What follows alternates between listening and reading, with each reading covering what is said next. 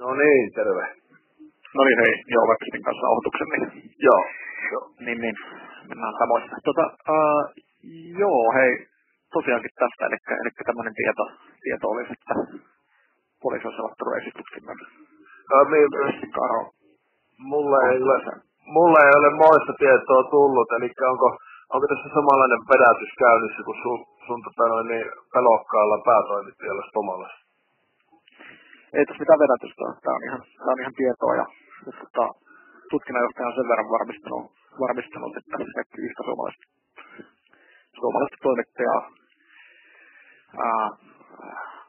kohtaan kohdistuneista asioista on käynnissä tutkinta, jossa epäillään vainoamista ja törkeitä ja perusmuotoisia kunnianloukkauksia. No miksei mulle ei ole ilmoitettu tässä sitten, vaan teille on ilmoitettu? Niin, ei meillekään sitä ilmoitettu, vaan me on kysytty sitä tietenkin sieltä sitten, kun meillä on tämmöinen tieto muuta.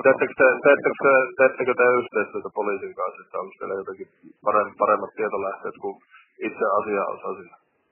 Ei, me ei tehdä yhteistyötä todellakaan poliisin kanssa. Poliisista teltavia ja kysytään ihan samalla tavalla kuin sulta nyt tässä näin. Mutta mitä poliisi voi teille niinku kertoa tämmöisiä asioita, kun minäkään en tiedä tämmöisiä? No miten se on mahdollista? Sulla ei ole tästä tietoa. No ei ole tietoa ja sen takia mä kysynkin sulta, että mistä ja miten sulla on mahdollista tämmöistä tietoa saada? Voitko kertoa, kuka poliisi sulle tämmöisen niinku ilmoituksen kertoo? Aloitetaan siitä ensin. No, mä oon kysynyt siltä tutkinnanjohtajalta. Niin, ala kertoa nyt, että keneltä poliisilta sinä olet kuullut tämän. Sano nimi, että minä osaan soittaa hänelle. Siis mä en ole kuullut tätä tietoa tutkinnanjohtajalta alkujaan, vaan mä oon kuullut tämän tiedon ja sitten mä oon kysynyt tutkinnanjohtajalta. Pitääkö paikkansa mä sanonut? Kuka tämä tutkinnanjohtajan nimi on, minä kysyin sinulta äsken. Tutkinnanjohtaja, mutta kuka tutkinnanjohtaja minä kysyin sinulta? Älä vänkytä siellä, vaan sano mulle, että kuka tutkinnanjohtaja, niin minä osaan kysyä häneltä, soittaa hänelle, että pitääkö tämmöinen tieto paikkaansa. Niin, siis nimenomaan nyt puhutaan siitä, että hän ei ole vahvistanut nimiä, vaan hän on sanonut, että... Ei ole vahvistanut nimiä. Sinä soitat mulle ja kerrot, että minä olen epäiltynä, niin kerro mulle nyt tämä tutkinnanjohtajan nimi, äläkä leiki siellä jotakin piisasta Sherlock Holmesia. Ei vaan, mä sanoin vaan sinulle miten asian, eli tutkinnanjohtaja ei ole vahvistanut sinua koskevaa nimeä, vaan mä vaan kysyin sinulta, että onko sinulla tietoa tästä asiasta, että tämmöinen tutkinta on käynnissä. Hei, kun sinä kysyit alun perin multa, että mitä minä kommentoin tämmöiseen. Et sinä kysyit multa, että onko minulla tietoa, vai sinä kysyit, että kuinka minä kommentoin tämmöiseen.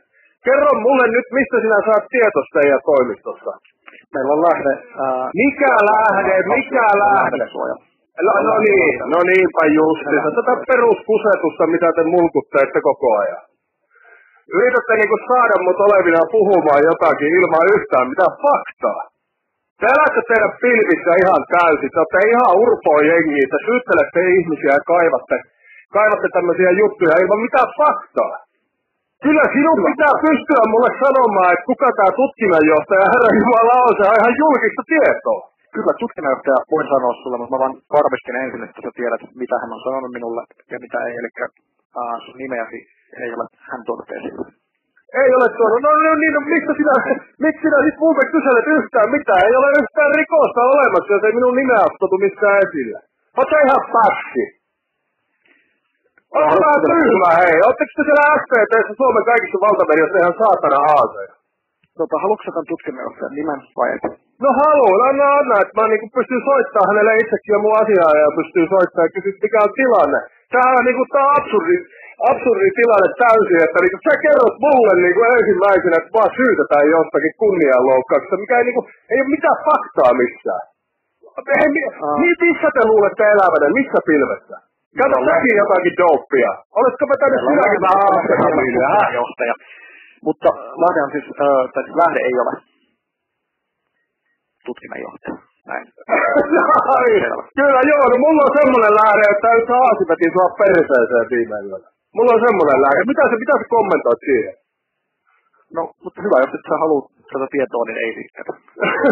Kyllä te ootte melkoisia sankareita. Ei mulla mulla ei niinku oikeesti, tää menee niinku huumorin puolelle tää teidän homma. Ymmärräksä, kuinka pellejä te teette itsestänne? Kyllä, mutta tutkinnanjohtaja, joka tutkii suomalaisen toimittajan kohdistunut. Älä äänkytä, vaan kerro ihan artikuloit suoraan. Ootko sinä se toimittajista, joka osaa vaan kirjoittaa, mutta muuten äänkyttää?